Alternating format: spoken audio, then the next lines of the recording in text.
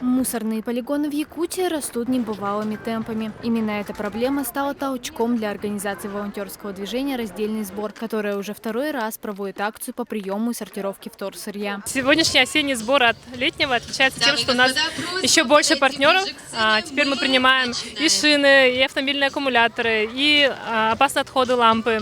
И информационный охват был намного шире. Так что я надеюсь, что участников будет больше. За 4 часа в акции приняли участие около 3000 человек. Неравнодушные к защите экологии горожане приводили друзей и знакомых, приезжали с семьями, коллегами, одноклассниками. Это была инициатива наших родителей. И вот на прошлой неделе мы узнали, что планируется проведение такой акции. И всем классам с родителями решили принять участие.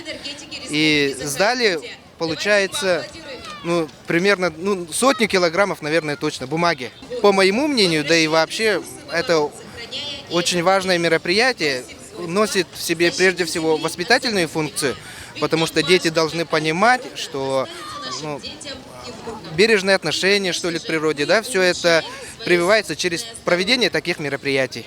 Все отсортированные отходы отправят на перерабатывающие заводы. Так, например, крышки от бутылок попадут в организацию «Добрые крышечки», которая платно сдает их на переработку, а полученные средства переводят в благотворительный фонд. Картон отправят в город Благовещенск, и 700 алюминиевых банок соберут новый велосипед. А вот пластик уже в ближайшее время якутская компания переработает в полимер песчаную тротуарную плитку. Процесс идет, в общем, мы весь пластик собираем сначала, либо жители нам его привозят на пункт сбора в Нижнем Бестяхе.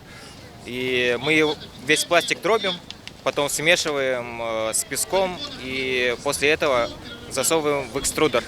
И в экструдере, получается, там уже идет термальная обработка, плавление. И после этого готовую вот эту вот смесь, как в виде пасты, мы кладем на пресс-форму. И уже там уже прессуется вот такая вот плитка. В рамках акции волонтеры провели мастер-классы и лекции о правильной сортировке мусора. Всего в этот день активные горожане принесли и спасли от разложения на полигонах примерно 2 тонны перерабатываемых отходов. Диана Кулманакова, Константин Корякин, Якутск ТВ.